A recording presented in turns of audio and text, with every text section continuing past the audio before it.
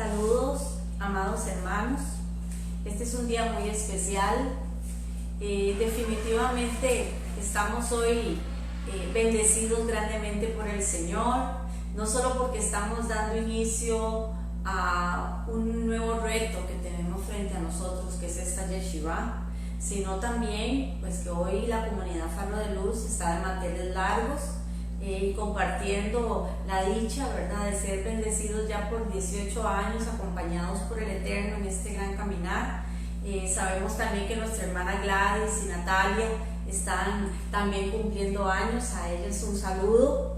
Yo espero que todos ustedes puedan ser saciados en este tiempo importante del alimento de la palabra, de lo que el Señor trae para cada uno de nosotros.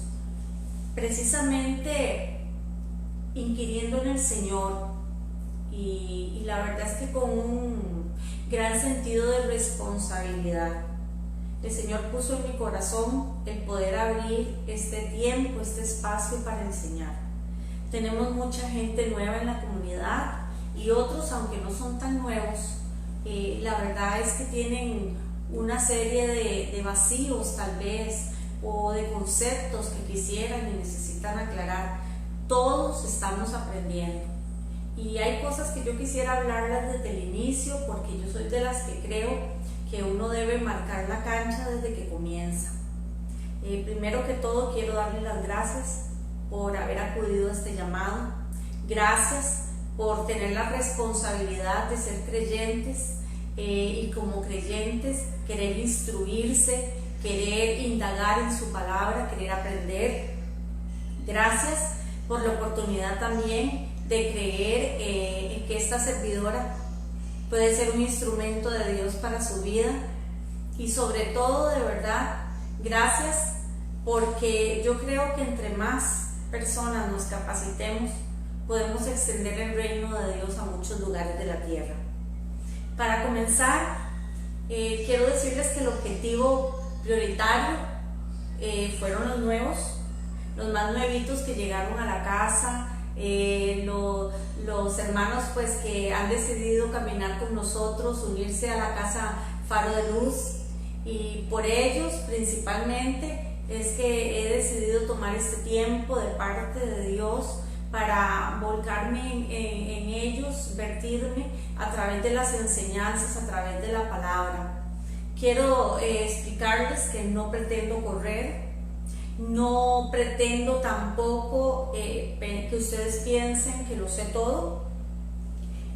Ustedes ya me conocen, saben qué tipo de metodología yo uso.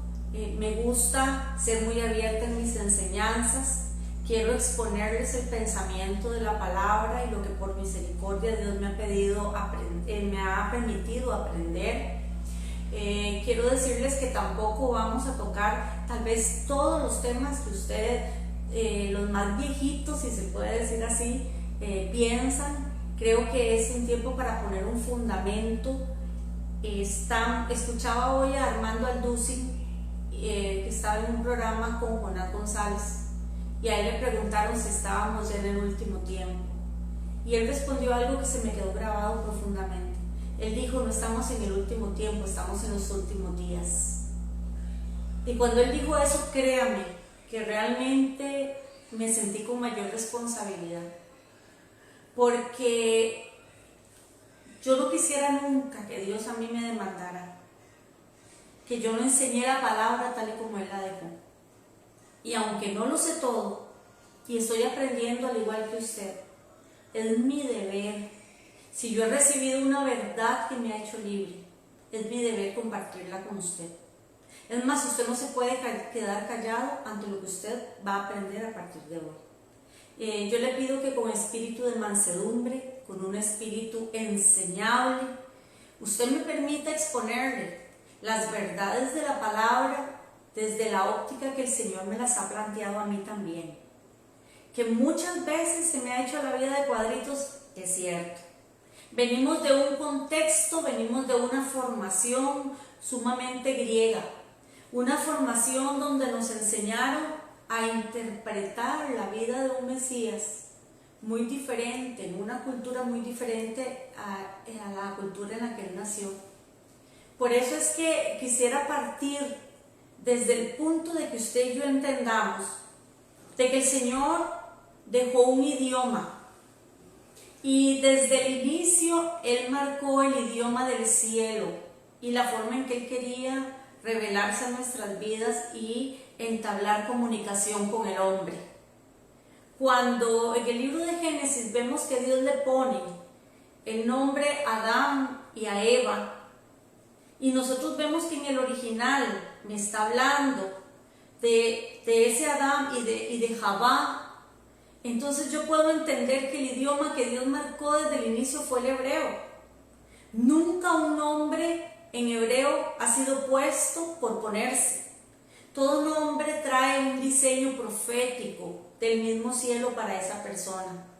Entonces yo quiero que usted y yo nos encontremos con ese Yeshua, porque ese es su nombre, es Yeshua. No como nos lo han planteado, pero tampoco el objetivo del curso es que usted deje de decir Jesús o Jesucristo. Eso no es tampoco lo que yo pretendo.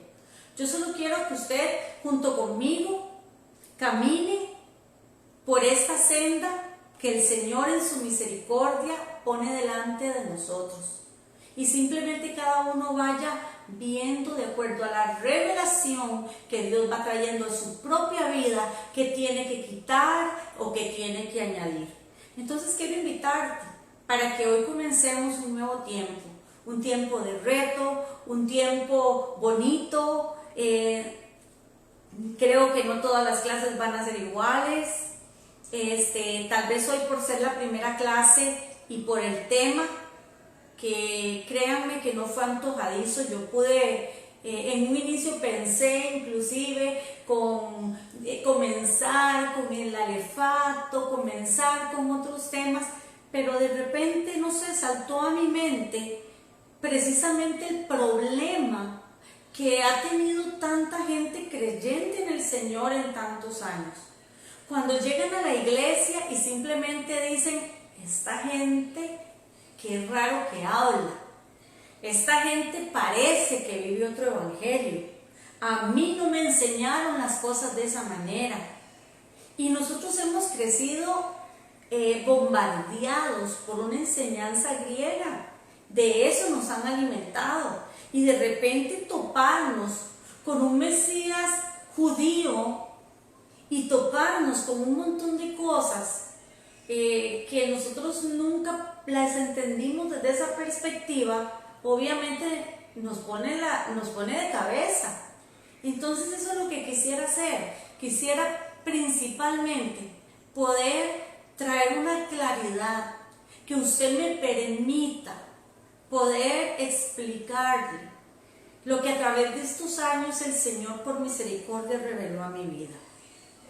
Entonces decidí, y créanme que dirigida por el Señor, hablar del libro de Gálatas. Pero yo sé que le dejé una tareita por ahí, que era que se leyera Gálatas. No crea que voy a entrarle al libro de una vez.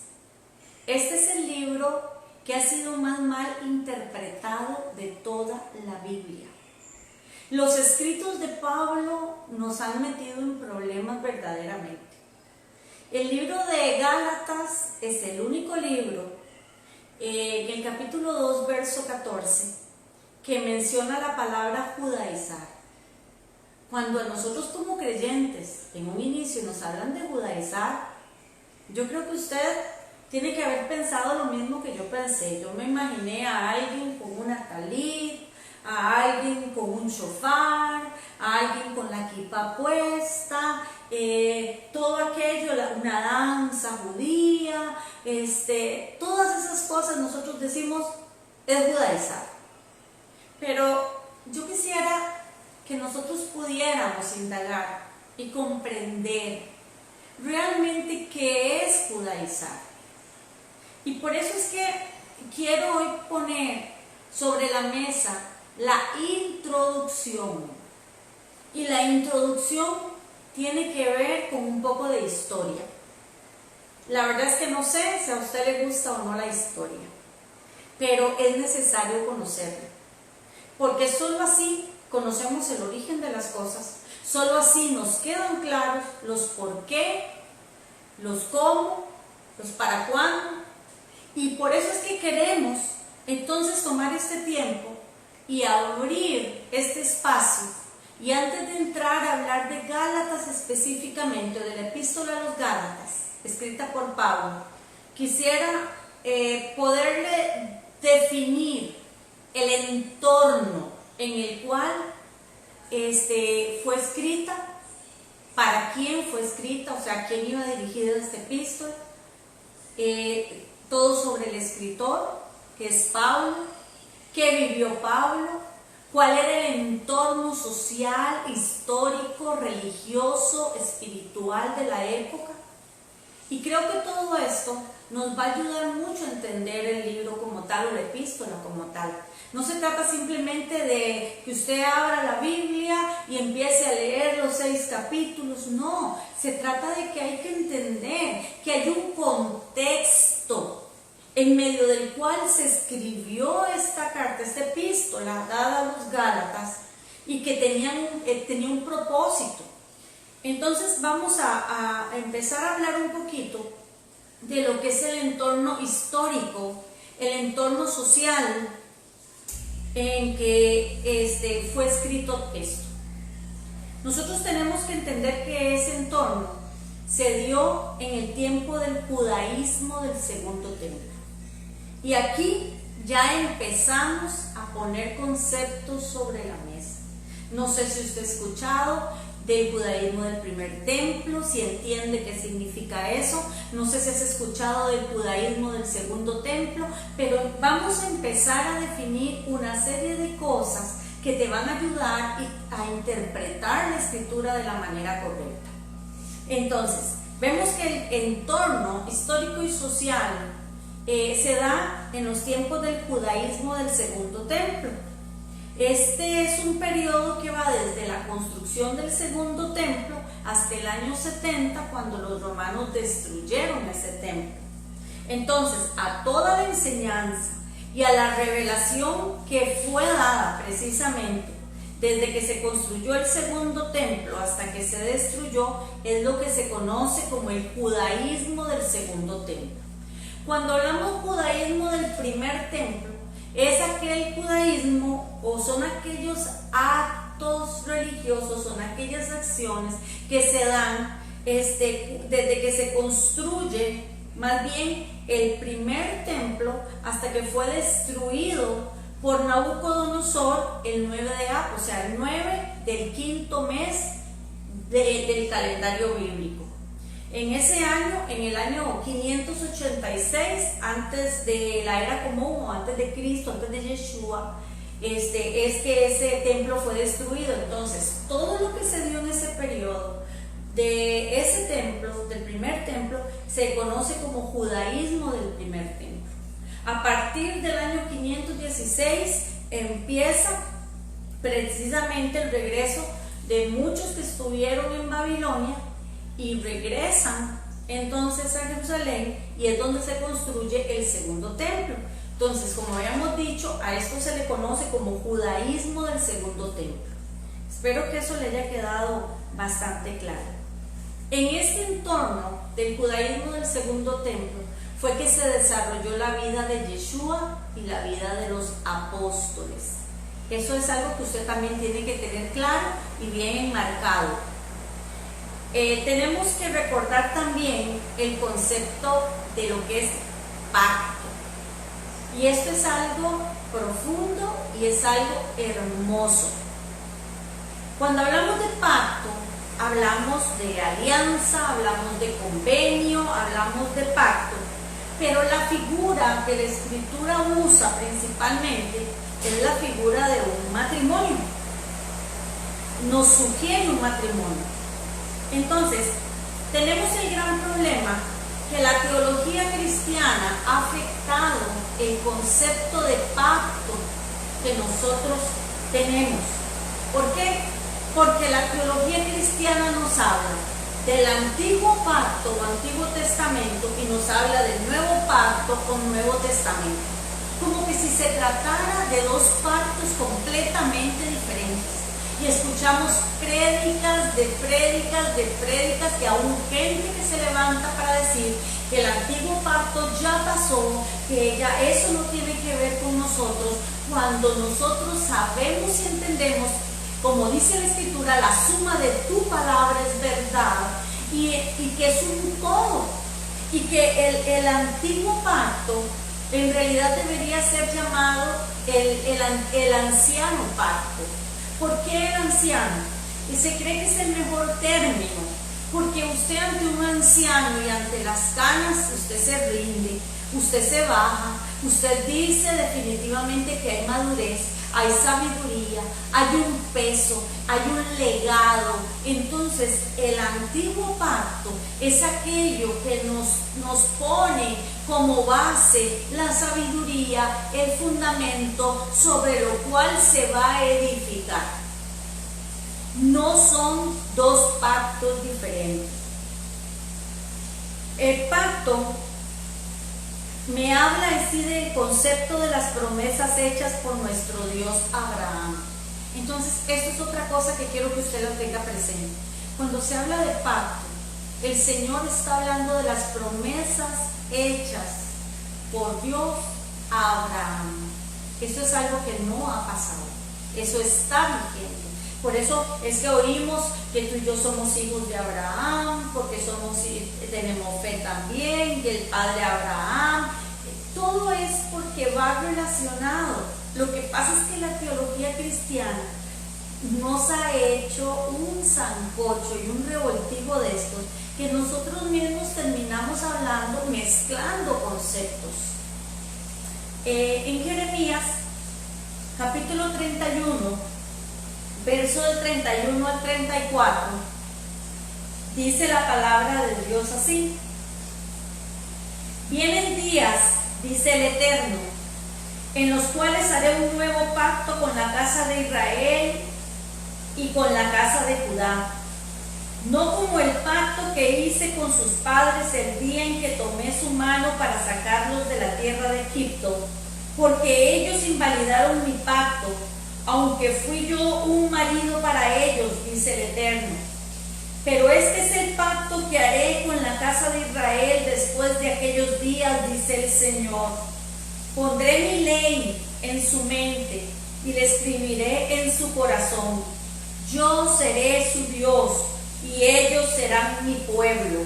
Y no enseñará más ninguno a su prójimo ni ninguno a su hermano diciendo: conoce al Eterno, porque todos me conocerán, desde el más pequeño de ellos hasta el más grande, dice Adonai, porque perdonaré la maldad de ellos y no me acordaré más de sus pecados.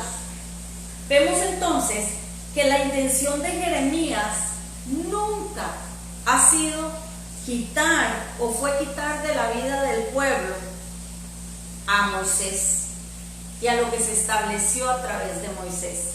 Él no estaba hablando de eso.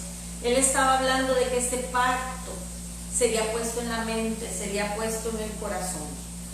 Ahora, en el judaísmo, una boda viene dada en dos fases.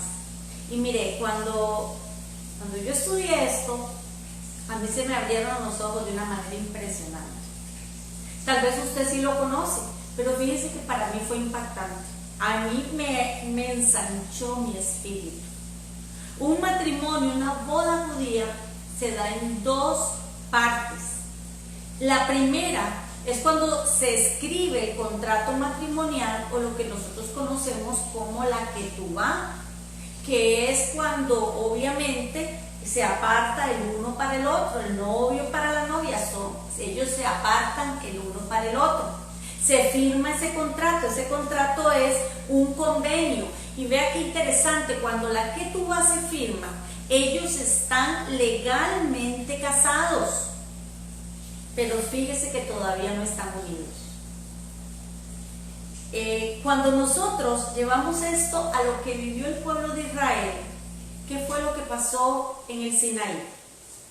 En el Sinaí lo que pasó es que se firmó la Ketubá.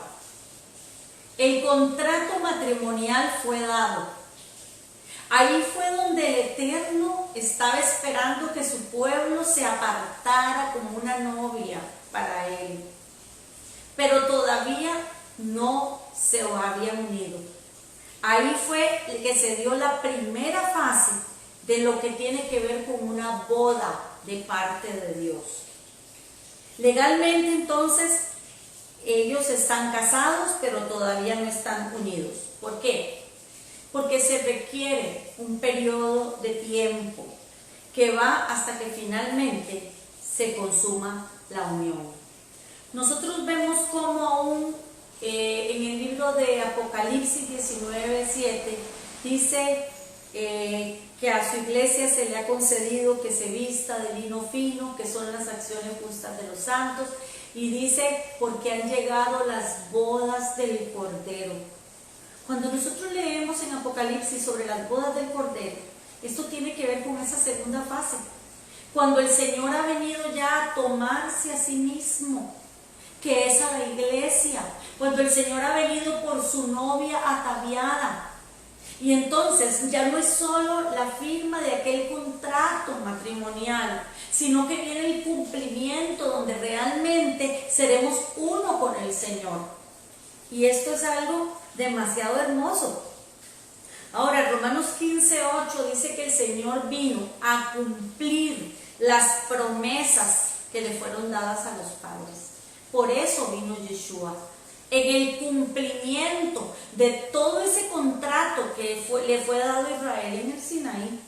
Y porque le voy a decir algo más, Israel fue una novia infiel, y eso lo leemos en los capítulos, en los profetas, todo lo podemos leer. Fue una novia que abandonó al amado.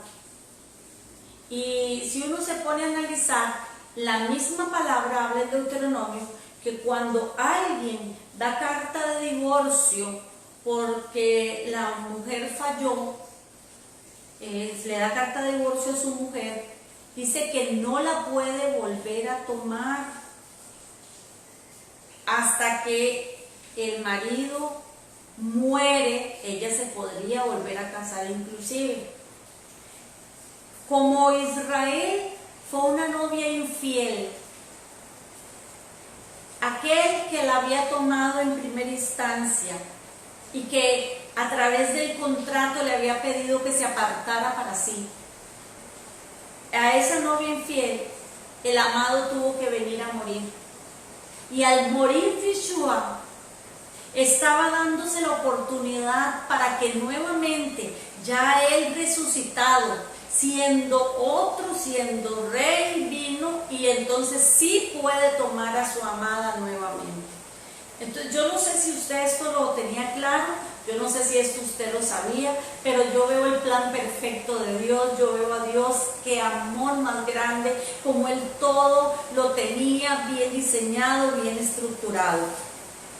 Entonces, qué importante es entender que ambas fases, aunque están separadas, pertenecen a un mismo pacto. El judaísmo del segundo templo, nosotros tenemos que entenderlo bien entonces, retomando lo de Pablo, para comprender quién fue Pablo, el que precisamente escribió la epístola a los Gálatas. En el siglo IV, antes de Mashiach, el mundo experimentó lo que se conoció como la invasión griega, con Alejandro Magno, Alejandro el Grande, y él vino a ser un rey de características mundiales. Obviamente él tenía todo el mundo controlado, y de hecho cuenta la historia de que una vez le hallaron llorando y le preguntaron a Alejandro que por qué lloraba, y él dijo: porque ya no tengo más mundos que conquistar, ya no tengo más países que conquistar. Entonces sus adeptos vinieron y le dijeron: no estés triste, y le celebraron una gran fiesta donde este hombre tomó tanto para olvidar su tristeza de que ya no tenía más mundos que conquistar, que murió en esa borrachera. Y sabe, siendo un hombre joven, menor de 40 años, Y este hombre dejó una marca, este hombre dejó una huella profunda en aquellos que estuvieron al lado de él. Y este hombre tenía un sueño, y el sueño era de que todo el mundo hablara solo una lengua, la lengua griega, y que todo el mundo fuera invadido por una cultura, la cultura griega. Cuando este hombre muere, su imperio se divide en 4, y cada una de estas 4 partes del imperio es encabezado por un general diferente de los que eran parte, digamos, de su mente allegada. Entonces Israel quedó bajo el dominio, obviamente, de uno de sus generales también, el cual estableció la dinastía de los Seleucidas. Quiere decir que el mundo que en ese momento estaba fue repartido en 4 partes, y cada general tomó la parte norte, la parte sur, la parte este, la parte oeste. En el caso de Israel quedó bajo la dinastía de los Seleucidas. Ahora, estos generales, ¿qué era lo que pretendían? Pretendían continuar con aquel legado de Alejandro Magno. Ellos querían cumplirle a Alejandro su sueño, una sola lengua y una sola cultura para todas las naciones de la tierra. Entonces vemos que la influencia helénica o helenística fue tan fuerte sobre Israel que aún Alejandro Magno, o la influencia de él, llegó a establecer 37 ciudades judías que abrazaron el helenismo. O sea, Israel fue permeado, a pesar de que ellos tenían su cultura, a pesar de que ellos habían conocido al Dios de los cielos. Dentro de ellos se levantaron 37 ciudades que empezaron a abrazar todo el movimiento y el pensamiento griego. Se establecieron los teatros, se establecieron gimnasios, se establecieron los Juegos Olímpicos, la filosofía griega, todo lo que usted sabe que conlleva el mover griego. Y ellos simplemente empezaron a hacer de esto pues parte de su vida.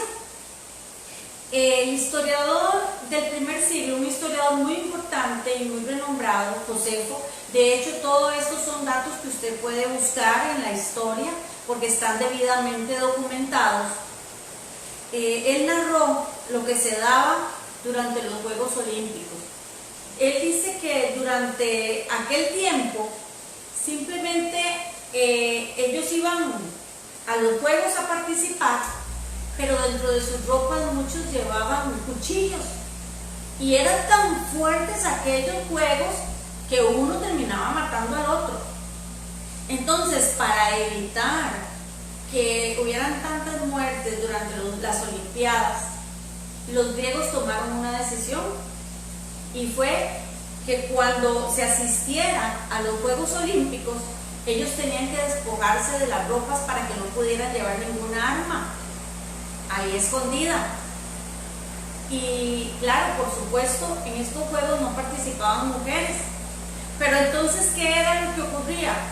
Los hombres simplemente se desnudaban y ellos iban a participar de sus olimpiadas, pero empezó a darse o a notarse una característica, y fue que aquellos del pueblo de Israel que habían abrazado este movimiento helénico, ellos eran hombres que habían sido circuncidados. Entonces, al estar desnudos delante de los griegos empezaron a burlarse, empezaron a ver aquello como una vergüenza. Para ellos el hecho de haber sido circuncidados era haberle quitado el placer al hombre para que pudiera disfrutar su relación sexual. Bueno, esto fue una presión tan grande que vino sobre aquellos del pueblo de Dios que habían querido abrazar este mover griego, que muchos de ellos, cuenta Josefo, aún acudían a los médicos de su época para que les hiciera una operación. Imagínense qué cosa más terrible, arrancándole un pedazo de piel de algún lado del cuerpo para insertársela ahí. O sea, vean lo que se pudieron, o sea, lo que se expusieron, cuántos pudieron haber muerto, cuántos rechazaron aquel implante. La ciencia no estaba como ahora, como para hacer tanta prueba y tanta cosa, pero era tanta la presión que ellos tenían, porque para los griegos esto era horrible, ver un hombre circuncidado. Esto ellos simplemente era algo que no lo podían dejar pasar. Bien, en ese tiempo también habían dos familias que políticamente en Israel tenían gran trascendencia, y era la familia de Onías y la familia de Tobías. Estas dos familias, una obviamente guardaba el judaísmo, que era la familia de Onías, pero la familia de Tobías abrazaba el helenismo, y ellos totalmente estaban dispuestos a vivir la cultura griega. Entonces, de estos grupos, de estos dos grupos que se levantaron fuertemente, tanto el grupo o los que seguían a la familia de Onías y tanto el grupo que seguía a la familia de Tobías, se levantó una lucha tan grande que de aquí entonces salieron aquellos que, siendo judíos por haber abrazado el helenismo, se les empezó a llamar griegos. Y de la familia de Onías, por pelear, por luchar tanto por la cultura judía, de ahí salieron los peruchim, o lo que bien se llegó a conocer como los fariseos. Cuando uno se pone a pensar que por qué los fariseos fueron como fueron, no es que uno quiera justificarlos, pero conociendo un contexto donde tú te das cuenta que aún hay gente de tu propia cultura que quiere torcer aquello e irse tras lo que no es correcto. Esta familia de Onías se levantó a guardar tan celosamente todo lo que tenía que ver con el judaísmo, que obviamente no solo de ellos salieron los fariseos, sino que cayeron en extremos. Esta tal vez sea la explicación más veraz que nosotros podamos tener para entender por qué ellos fueron de esa manera. En ese tiempo también se dio obviamente que, bueno, ambos griegos, fariseos, ellos estuvieron presentes en la vida de Yeshua. Los griegos, los fariseos, ellos estaban ahí presentes. O sea, si nos ponemos a ver gran parte del entorno del Señor.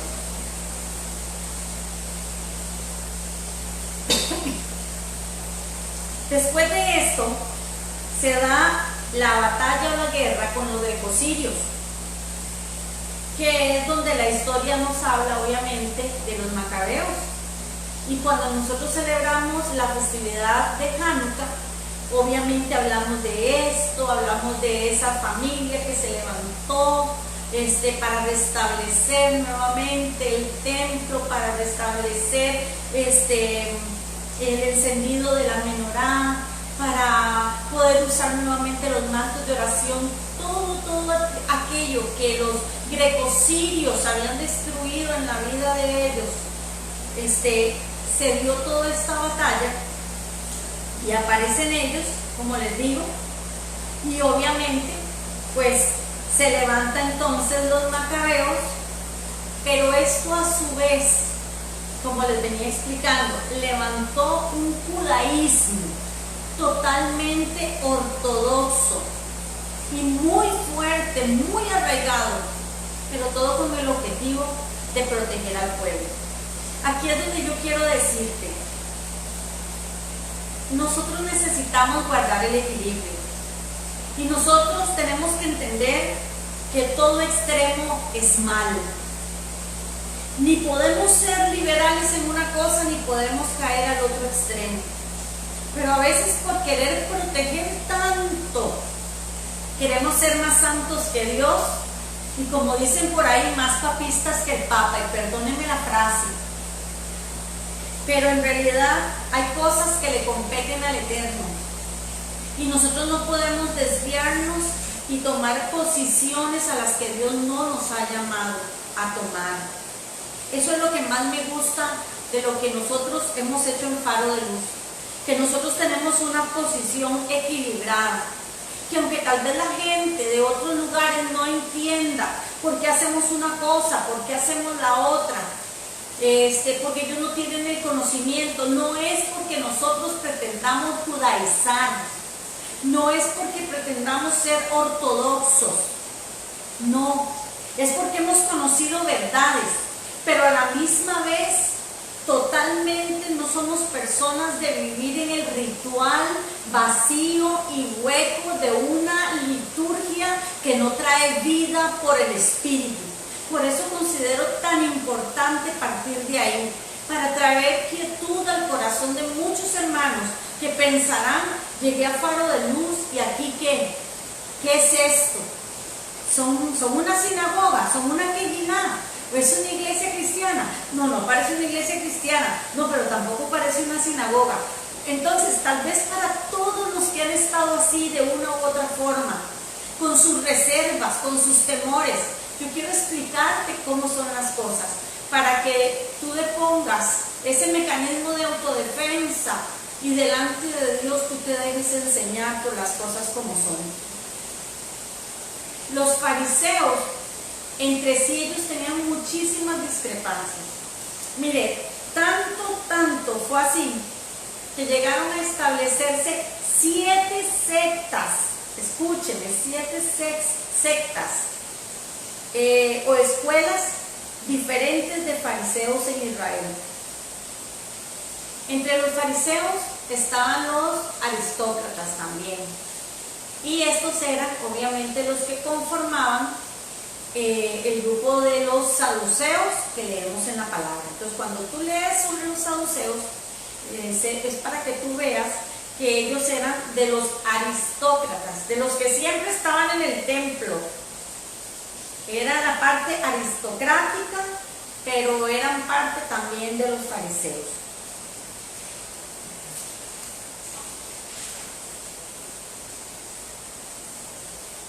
Imagínate que antes de la aparición del helenismo, cuando hablamos del imperio griego, Israel disfrutaba de una aparente libertad política, porque tenemos que recordar que el imperio persa, que había estado antes de Grecia gobernando o dominando, les había dado esa libertad. Tenemos que recordar, por ejemplo, cómo a Nehemías se le permitió ir a reconstruir las murallas de Jerusalén, cómo un Esdras también pudo ir a construir el templo. Y aunque el imperio persa les permitía a ellos, a Israel, tener cierta autonomía como tal, Israel nunca volvió a establecer la monarquía. Esto es importante que usted lo tenga presente. Siempre había un gobernador que estaba supervisado obviamente por Persia, pero como los judíos sabían que esto se manejaba a través de gobernadores y ellos no insistieron nunca en restablecer la monarquía, ellos buscaron a un hombre llamado Zorobabel. Ese Zorobabel que habla el libro del profeta Ageo, ese Zorobabel hijo de Salatiel, y como gobernador lo pusieron para que fuera un anticipo de la restauración de la monarquía davídica. Y este hombre, obviamente que no era cualquier hombre, este hombre vino inclusive a ser instruido por Esdras. Entonces, en ese entonces se establece un congreso en Israel, y este congreso se llamó los hombres de la Gran Asamblea.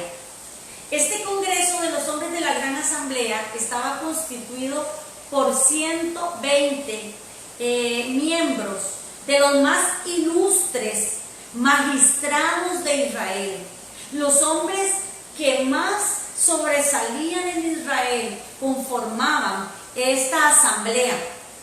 Y estos hombres obviamente tenían la instrucción de la Torá. Ahí estaba, por ejemplo, Esdras, estaba el mismo Zorobabel, estaba Ageo, estaba Zacarías. O sea, eran 120 hombres, imagínense, bien instruidos, que estaban al cuidado de Israel. Y de hecho, el último miembro activo de esta asamblea de 120 fue el profeta Malaquías. Cuando el profeta Malaquías muere, aquí es donde se da la situación. Malaquías murió 400 años antes del nacimiento de Yeshua. Es lo que nosotros llamamos la época del oscurantismo. Es el tiempo donde usted dice, finaliza el Antiguo Testamento, comienza el Nuevo Testamento. Esos 400 años de aparente silencio era porque esos 120 hombres ya habían fallecido. El último fue Malaquías. Y entonces, al morir Malaquías, simplemente los griegos, ellos por toda la influencia que tenían, ellos prohibieron que se volviera a levantar nuevamente una asamblea de hombres que guiaran a Israel. Entonces, fíjese que los griegos, al destituir esto, lo que provocaron fue que como las comunidades judías comenzaran a sobrevivir, si se puede decir de alguna manera, basados en el principio de jueces privados, que les enseñaban de forma privada a ellos.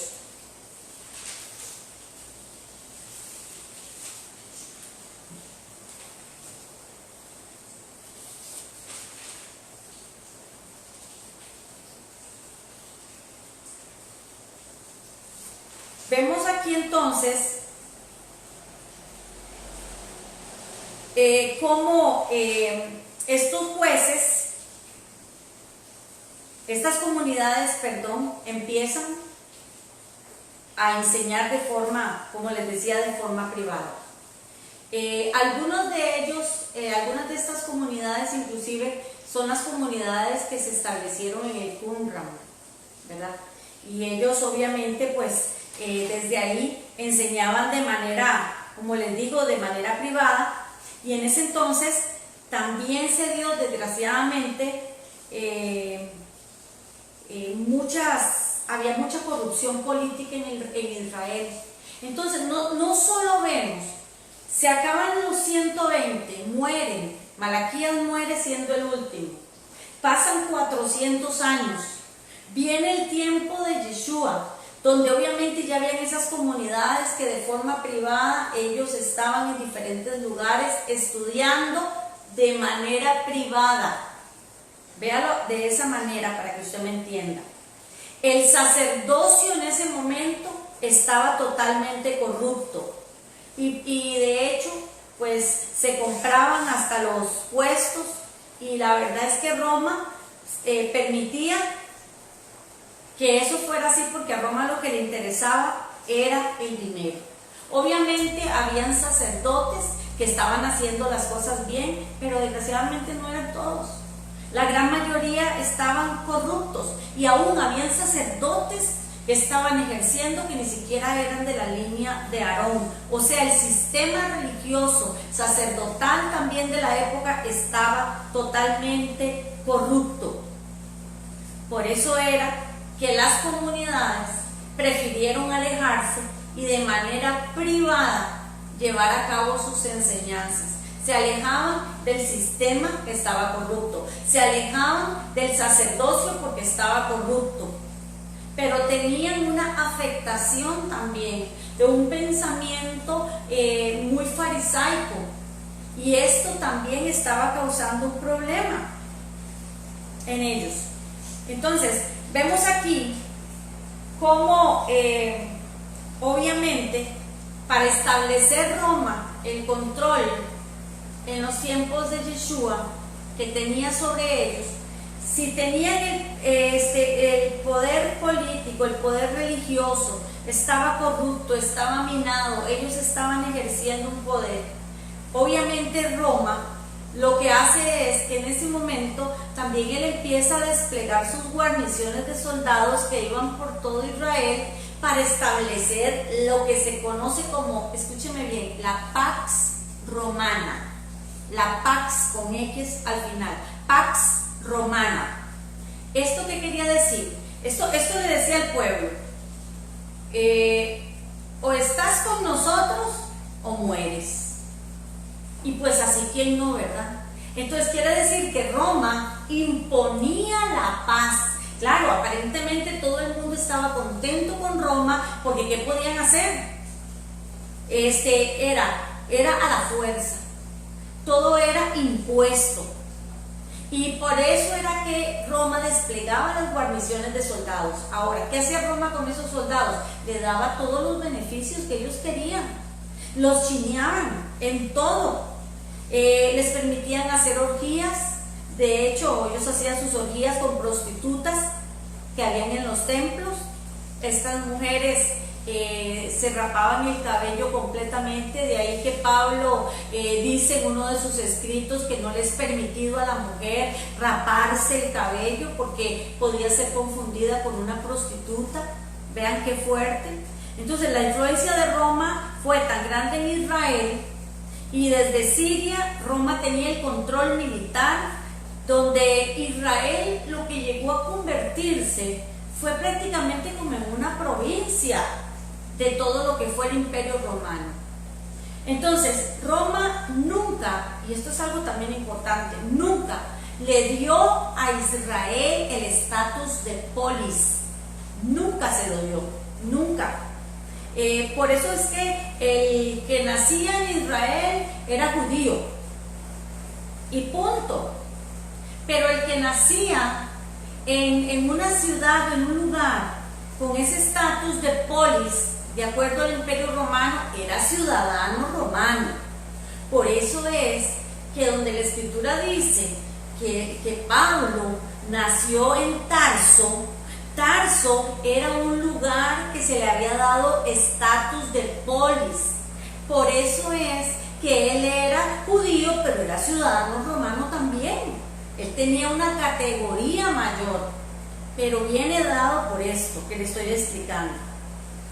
Y como le decía, en esta época también no solo los puestos para el sacerdocio eran pagados, sino que también había muchos líderes que pagaban para que se les dieran puestos muy importantes de gobierno, y entre ellos estaba Herodes el Grande, no Herodes el tetrarca, Herodes el Grande, el cual viajó a Roma. Obviamente pagó una muy buena cantidad de dinero, bastante sustanciosa. A Roma le sonó el asunto, porque simplemente él quería ser establecido como rey de Judea, imagínense. Entonces, Herodes, resulta que le salió el asunto bien por ahí. Roma le extiende un papiro, donde a él se le nombra como el rey de los judíos, imagínense. Cuando Herodes regresa y va a Judea, y el hombre va con su papel, su papiro, ¿verdad?, su rollo ahí, y él se denomina rey de los judíos, obviamente esto fue un choque para Israel. Fue un choque. Él no fue aceptado, y de hecho la historia cuenta que él fue perseguido. Pero él tuvo que esconderse para que no lo mataran. Los israelitas estaban indignados con esta situación. Entonces, ¿qué pasó? Que el hombre simplemente tomó una mujer judía llamada Miriam y pensó que si se casaba con una judía, los judíos lo iban a aceptar. Pero como él no quería que nadie se interpusiera en la boda, mandó a matar a toda la familia de esta mujer. Y cuando ella se da cuenta lo que Herodes ha hecho, ella se quita la vida. Entonces, ¿qué pasa? Que como ella se quita la vida, el hombre mandó embalsamar el cadáver, y aún así se casó con ella y lo mantuvo en el palacio el cadáver. Obviamente él buscaba el favor de los judíos, y esto más bien lo alejaba más de que los judíos pudieran tener simpatía para él. Era un rechazo total, un rechazo completo, porque obviamente no era el hombre que ellos pudieran aceptar que fuera rey de los judíos. Aquí es donde vemos a un Herodes construyendo cosas para los romanos, pero también construyendo cosas para el pueblo de Israel.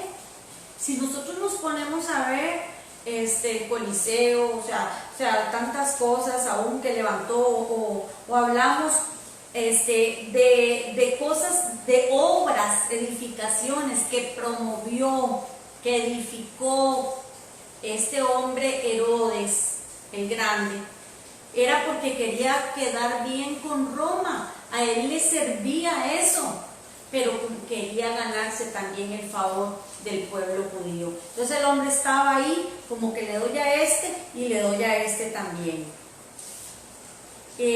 Cuando nace Yeshua es donde viene el problema para este hombre. ¿Por qué? Porque los sabios de Oriente llegan buscando precisamente al rey de los judíos. Cuando él escucha que están buscando al rey de los judíos porque ya nació, ¿qué creen ustedes que pasó? Obviamente, él se sintió amenazado. Él dijo, llegó el fin de mi dinastía. Y por eso entonces mandó a hacer todo lo que ustedes ya saben que él mandó a hacer. El sucesor de Herodes, Arquelao, su hijo dijo, aquí hay que seguir con esto. Viajó igual a Roma, para que a él también le dieran el poder, el derecho para poder seguir al frente de Judea. Cuando él regresa, obviamente pues él viene con planes para apoderarse de más territorio y todo. Comete grandes errores y obviamente pues este hombre fue quitado de su puesto. Y tomó su lugar el procurador romano llamado Poncio Pilatos, el que se lavó las manos, sí, cuando Yeshua fue entregado. Ese hombre. Entonces, ¿por qué le cuento todo esto? Porque usted tiene que ubicarse en la historia. Usted tiene que entender de dónde salió todo esto. Y usted va a entender después por qué es importante conocerlo, para que usted tenga claridad en cuanto a la epístola a los Gálatas. Bien, ¿cómo se establecían entonces las cortes de justicia en cada país? Esto es otra cosa que es importante. Sabemos que Israel estaba invadido por Roma, estaba invadido por extranjeros, no era un país libre, y Roma también daba ciertos beneficios para que ellos pudieran llevar a cabo sus costumbres siempre y cuando ellos pagaran impuestos. A Roma siempre le ha interesado el dinero. Y en ese tiempo habían dos jueces en Israel, en los tiempos de Yeshua, que eran los que estaban gobernando. Por lo general, para cada lugar se levantaban dos jueces que estaban al frente para juzgar. En los tiempos de Yeshua, como les dije, los dos jueces que habían sido levantados, o las dos casas que habían, era la casa de Shammai y la casa de Hillel. Para algunos estos son nombres nuevos, para otros ya han escuchado de esto, pero esto es básico para interpretar la escritura, los escritos de Pablo. Usted esto lo tiene que entender. Entonces, vemos no solo que estaba obviamente como procurador Poncio Pilatos, sino que habían dos escuelas muy fuertes. Hablamos de dos cortes de justicia que existían en ese momento, y al cual el pueblo escuchaba, el pueblo seguía. Entonces veamos esa parte también. Ellos eran líderes a nivel espiritual. Entonces se estableció en ese tiempo una corte nacional en Israel conformada por 71 jueces. Eran 70, ¿verdad? Más uno, y ese uno era precisamente el sumo sacerdote. Era la cabeza del Sanedrín. Imagínense, para que usted me entienda de una manera más clara. El presidente de esa Corte Suprema de Justicia, en los tiempos de Yeshua, ¿quién creen ustedes que era? ¿Hillel o Shammai? Era Shammai. Quiere decir que al ser él el presidente de la Corte Suprema de Justicia, todo lo que era la Guardia Romana le daba el aval, le daba el apoyo, lo cuidaba, y lo que Shammai establecía era lo que simplemente se hacía. Hillel era el segundo juez y no tenía el respaldo de la guardia. Shammai tenía el respaldo del gobierno, Hillel no. Resulta que cada uno de ellos tenía sus discípulos, sus seguidores. Ellos tenían obviamente sus escuelas donde formaban a su gente, y entre ellos habían terribles controversias. Habían roces porque uno enseñaba una cosa, otro enseñaba otra, ellos no se ponían de acuerdo en cuanto a los gentiles, no se ponían de acuerdo en cuanto a la liturgia, en la forma de hacer las cosas, y más o menos se calcula, imagínense, que entre lo que uno y otro enseñaban, había alrededor de 350 controversias entre ellos. Imagínense la cantidad. O sea, estamos hablando como que si en Costa Rica hubieran dos partidos fuertísimos o dos corrientes religiosas muy fuertes. Y entre las dos, obviamente, y de hecho pues lo vivimos, ¿verdad? Unos dicen una cosa, otros dicen otra. ¿Y cómo estaba el pueblo? ¡Qué duro! Entonces había mucho roce, mucha fricción entre ellos. Resulta que Pablo pertenecía o estudió el judaísmo en la yeshiva de Gamaliel. Eso lo dice la escritura. Y Gamaliel pertenecía a la escuela de Hillel. Y déjeme decirle que Yeshua también estudió en la escuela de Hillel. Por eso cuando el Señor Yeshua aparece en escena, usted ve a los fariseos tirándole durísimo al Señor, porque ¿de qué escuela creen ustedes que eran los fariseos? De la escuela de Shammai. De ahí que vino ese roce tan fuerte.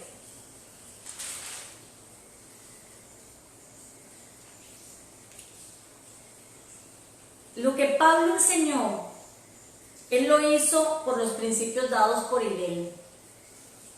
Y quiero ponerle tal vez algunos ejemplos cortos, pero mencionarle para que usted vea las cosas como ellos las veían. Por ejemplo, Shammai tenía el pensamiento de qué cosas se deben de permitir en Shabbat. Por ejemplo, en tiempos de Yeshua, Shammai enseñó que no se podía mover una propiedad personal de un lugar público a un lugar privado. Él decía que eso no se podía hacer, era violación del Shabbat. Pero él decía, si el objeto personal o el objeto mío está ahí en el momento en que llegó el Shabbat, pues yo sí me lo puedo llevar a un lugar privado. Y cosas como esas. Ahora, ¿cómo vemos esto ejemplificado en la palabra de Dios? ¿Se acuerdan del hombre, aquel paralítico que estaba en el estanque cuando llegó Yeshua y le preguntó que cuánto tiempo tenía de estar ahí? Y él le dijo 38 años. Y simplemente le dijo, pues, ¿usted quiere ser sano? Sí, yo quiero ser sano. Pero es que cuando ya yo voy para las aguas, ya ha pasado el mover de las aguas. Y el Señor lo sanó. ¿Y qué le dijo el Señor? Toma tu lecho y anda, vete. Pero ahí estaban los fariseos de la escuela de Shammai, que empezaron a decirle al hombre, pero ¿cómo es que tú tomas el lecho y te vas para tu casa? Porque el lecho representaba aquel objeto que estaba en un lugar público, donde todo el mundo lo veía, y cómo iba a tomar el objeto público y se lo iba a llevar a un lugar privado que era su casa. Desde la perspectiva de Hillel, Yeshua había hecho lo correcto. Cuando llegó Shabbat, ahí estaba ya el lecho de ese hombre. Él podía haberlo sanado y podía habérselo llevado a su casa, a un lugar privado. No había problema. Pero los fariseos decían lo contrario. Entonces, controversias como esas, o por ejemplo, Shammai decía, del centro de Jerusalén, del templo, no puede caminar más de 1200 metros. Pero Hillel decía, a todo lo largo de donde está la muralla de Jerusalén, hasta 1200 metros, 1400 metros puedes caminar. Entonces, Yeshua tampoco estaba violando en ese sentido el hecho de que le dijera al paralítico, que ya no era paralítico, toma el lecho y vete a tu casa, si estaba a lo largo de las murallas de Jerusalén. Entonces, yo lo que quiero es que vean las cosas por las que ellos entraban en controversia, las cosas que una escuela ponía sobre la mesa y que otra escuela simplemente decía, eso no es así.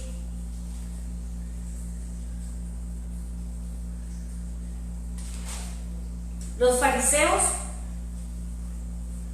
que obviamente entonces hablaban, increpaban al Señor, pertenecían a la escuela de Shammai. Bien, para la gente de la escuela de Shammai, y con esto pues voy aterrizando en esta primera clase, y mire que no hemos tocado el libro de Gálatas. Esto es solo el preámbulo, la introducción, para que usted pueda comprender ciertos principios al estudiar Gálatas. Los de Shammai habían puesto 18 exigencias para cualquier gentil que quisiera hacerse judío. Y aún así, escuchen, cumpliendo las 18 exigencias, ellos decían que no tenían la salvación segura. O sea, para Shammai era difícil ser salvo. Por eso cuando aparece el Señor, Él mismo dice, mi yugo es fácil y ligera mi carga. Mi yugo es fácil y ligera mi carga. Yo no sé si tú has estado expuesto a un mover fariseo en tu vida. Yo no sé si los líderes que han estado sobre ti, porque le estoy hablando no solo a gente de la comunidad. Yo no sé cuántas personas han sentido una opresión y piensan que caminar en este evangelio es duro. Yo te pregunto, es hora de que tú revises a cuál escuela has pertenecido. ¿Cuánta religiosidad puede aún quedar en tu vida? ¿Cuántas cargas pesadas estás llevando que Dios nunca te mandó a que te pusieras encima? Y no son más que tradiciones y mandamientos de hombres. Entonces fíjate que no era fácil hacerse judío. Y la mayoría quedaba en el término de simplemente un gentil temeroso de Dios.